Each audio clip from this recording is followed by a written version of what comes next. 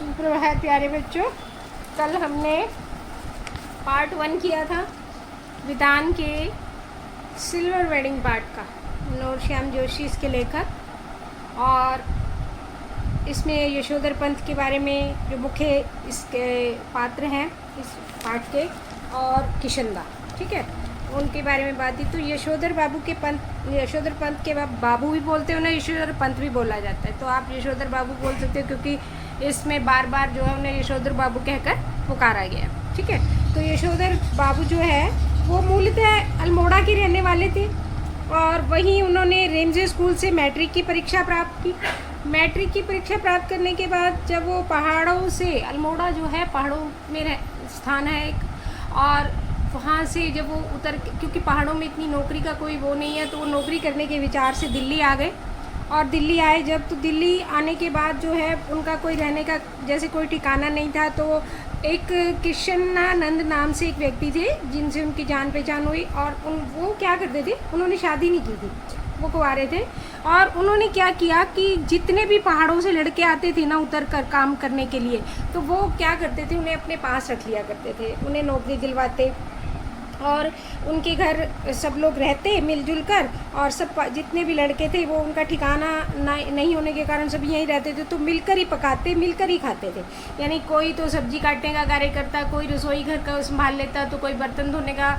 इसी तरीके से यशोधर बाबू भी उन्हीं के यहाँ आकर रहे, क्योंकि उनका भी कोई ठिकाना नहीं था दिल्ली में, और कोई उनको जानता नहीं था। सब जो और पहले से ही लड़के रह रहे थे उनके साथ मिलकर वो खाते बनाते थे। तो जिस समय उन्होंने नौकरी की बात की किशनदा से, तो उस समय उनकी उम्र जो है नौकरी के काबिल नहीं थी, यानी कम थी सरकारी नौकरी से, जो उम्र थी उनकी सरकारी नौकरी से कम थी।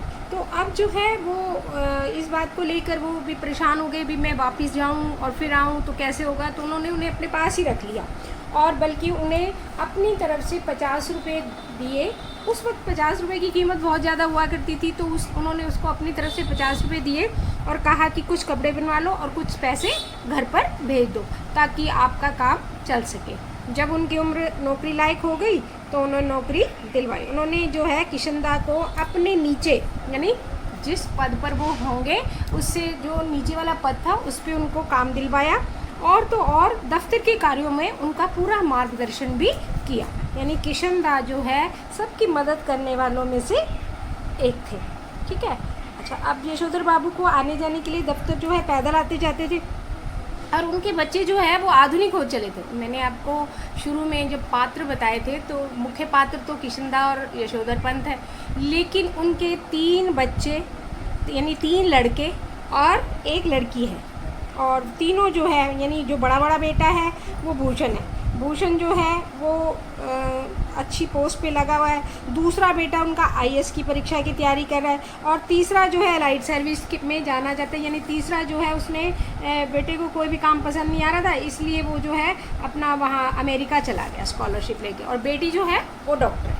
तो चारों बच्चे जो है उनके आधुनिक हैं, और उन्हें पिता का पैदल चलना जो है पसंद नहीं है। यानी पिता जो है पैदल ऑफिस जाएं उन्हें पसंद नहीं है, साइकिल पर जाना उन्हें पसंद नहीं है, क्योंकि उनको लगता है कि साइकिल पे वो लोग जाते हैं जो मिडिल क्लास होते हैं, यानी कि जो बिल्कुल नीचे वर्ग, निम्न वर्ग के जो लोग होते हैं, यानी 4th क्लास, यानी PN या चपरासी, या आप जिसको कह सकते हो वो लोग। तो उन्हें ये पसंद नहीं था। और स्कूटर की सवारी पिताजी को पसंद नहीं थी। यानी स्कूटर अगर बच्चे लेके देना चाहें, क्योंकि बच्चे कमाऊ थे, वो लेके देना चाहें तो वो लेके दे सकते थे, लेकिन बच्चे वो जो है उन्हें स्कूटर चलाना पसंद नहीं था पिताजी को, और उन्हें तो बेहुदा सवारी लगती थी स्कूटर की। और कार लेने की स्थिति वो बहुत थे नहीं। यानी कहने का क्या अभिप्राय है, पैदल चलना और साइकिल पे जाना उनके बच्चों को पसंद नहीं था, स्कूटर स्वयं यशोधर बाबू को पसंद नहीं था, और कार लेने की उनकी अभी स्थिति नहीं थी। यानी इतने नहीं थे पैसे, क्योंकि अभी बच्चे अभी उनके सारे कुंवारे थे, और वो उनकी शादी भी करना चाहते थे, उनको काम में सेट भी करना चाहते थे। लेकिन उनके जो बच्चे थे वो पढ़ाई में होशियार थे, तो सभी अपने अपने काम धंधों में लगे हुए थे, इसलिए उन्हें कोई किसी प्रकार की कभी कोई दिक्कत आ ही नहीं थी, ठीक है। बच्चे अगर तरक्की करते हैं तो माँ बाप जो है ये देखकर प्रसन्न होते हैं, वो भी उसी तरह प्रसन्न हुआ करते थे। लेकिन उनके जो बच्चे थे वो बिल्कुल उनके विपरीत थे। उन्हें जो है पिता की बातें बहुत अखरती थी। वो अपने पिता को जो भी काम करना होता था बिना पीछे किया करते, जबकि यशोधर बाबू की ये इच्छा रहती थी कि और नहीं तो उनसे कम से कम सलाह तो वो ले ही लिया करे। जो है उनकी जो दिनचर्या थी, सुबह ऑफिस जाना, उन्होंने ऑफिस के लिए जब वो निकलते थे और ऑफिस से जाने के बाद वहाँ से ख़त्म होता काम कुम करके, अपना बड़े सिद्धांतों के धनी थे, अपने जो काम के बिल्कुल पक्के थे। फिर वहाँ से निकलते वो और फिर आते बिरला मंदिर, पास में ही था उनके, ऑफिस से निकलते ही फिर किसी उद्यान में बैठकर और कोई भी बात होती थी तो जैसे कोई महात्मा, कोई संत अगर वहाँ प्रवचन दे रहा होता था तो वो प्रवचन सुनते थे।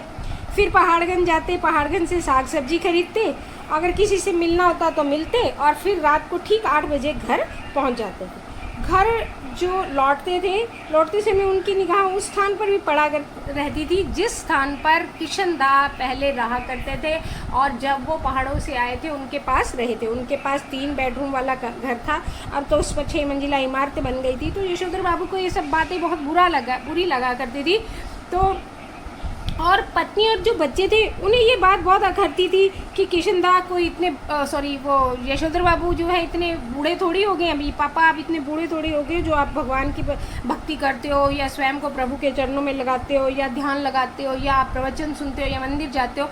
ये बातें उनकी पत्नी और बच्चों को बहुत अखरा करती थी। जो उनकी पत्नी थी ना, वो बच्चों की देखा देखी इतनी मॉडर्न हो गई थी, वो भी आधुनिक हो चली थी और वो बच्चों की साइड थी, ना कि वो अपने पति का पक्ष लिया करती थी। तो इस बात को लेके उनके घर में भी खटपट होती रहती थी। आज ये दूसरे पार्ट का इतना ही करेंगे हम, फिर ज़्यादा बड़ी हो जाने के बाद फिर आपको समझ नहीं आएगी, ठीक है। तो इसके प्रश्न बने हैं। यशोधर पंत मूलतः कहाँ के रहने वाले थे? यशोधर पंत मूलतः अल्मोड़ा के रहने वाले थे। यशोधर ने कहाँ तक शिक्षा प्राप्त की और कौन से स्कूल से की? कहाँ तक की थी? मैंने आपको बताया था मैट्रिक तक। उस समय जो है मैट्रिक बहुत बड़ी चीज़ मानी थी, यानी 10वीं जो है बहुत बड़ी चीज़ मानी जाती थी और 10वीं करते ही लोगों की नौकरी भी लग जाया करती थी सरकारी। तो उन्होंने जो है 10वीं तक की और वहाँ और कौन से स्कूल से की थी? रेमजे स्कूल से। वो अल्मोड़ा के रेमजे स्कूल से पढ़े थे। सरकारी नौकरी के लिए वे कहाँ आए? वो दिल्ली आए थे और कहाँ रहे? किशन-दा के पास रहे थे, ठीक है। और दफ्तर के कार्यों में उनका मार्गदर्शन किसने किया? दफ्तर के कार्यों में उनका मार्गदर्शन किशन-दा ने किया था। पहाड़ों से आए लड़के जो नौकरी के लिए आया करते थे ना, किशन-दा के पास कैसे रहा करते थे? मैंने आपको बताया था कि वो जो है उनके पास रहते थे, क्योंकि उनका और तो कोई ठिकाना नहीं था। वो किशन-दा कुंवारे थे इसलिए उन्हीं के पास रहते थे। तो सभी मिलकर खाते पकाते थे और घर का सारा काम स्वयं किया करते थे। सभी इसी तरीके से इकट्ठे रहा करते थे। यशोधर पंत की दिनचर्या मैंने आपको बताया था कि सुबह होते ही अपना नहा धोकर वो भगवान की पूजा करके घर से निकलते, ऑफिस जाते, 5 बजे तक ऑफिस अटेंड करते, 5:30 तक। फिर उसके बाद वो वहाँ से निकलकर सीधा बिरला मंदिर जाते। वहाँ से फिर कोई भी किसी भी पार्क में देखते, उद्यान में, यानी कि कोई अगर प्रवचन सुना रहा होता या स्वयं वो अगर कोई प्रवचन नहीं भी सुना रहा होता था ना, तो वो स्वयं प्रभु का ध्यान वहाँ लगा लिया करते थे। यानी एक तरह से मेडिटेशन करना, यानी ध्यान लगाना, बिल्कुल वहाँ पर ध्यान लगाकर और उसके बाद 8 बजे तक साग सब्जी वगैरह खरीद कर पहाड़गंज से और फिर 8 बजे तक घर जाया करते थे। इसके पीछे भी एक कारण रहा था कि वो लेट घर क्यों जाते थे। आगे जब हम पढ़ेंगे तो मैं आपको बताऊंगी कि वो लेट घर क्यों जाते थे, क्योंकि 5 बजे अगर छुट्टी हो जाती थी वो 5 बजे सीधा भी जा सकते थे, लेकिन वो ऐसा नहीं करते थे। उनके बच्चों और पत्नी को उनकी कौन सी बात करती थी? उनकी यही बात करती थी कि वो मंदिर क्यों जाते हैं, या दिनचर्या जो है उनकी ऐसी क्यों है, वो सीधा घर क्यों नहीं आते और साइकिल पर पैदल क्यों जाते हैं। ये बहुत सी बातें थी जो उनको अगरती थी। इस पर उनकी क्या प्रतिक्रिया होती थी? उनकी ये प्रतिक्रिया होती थी कि वो उनकी बातों को सुनकर अनसुना कर देते थे, यानी कि उनकी जो आलोचना थी वो उन्हें उससे कोई फर्क नहीं पड़ता था, वो इन बातों को अनसुना कर देते थे और इसके कारण वो आराम से अपनी ज़िंदगी व्यतीत करते। अब मैंने आज आपका सेकंड पार्ट यहीं तक कराया है। इसके आपने ये सारे प्रश्न जो है रफ कॉपी पे सॉल्व करने हैं। धन्यवाद।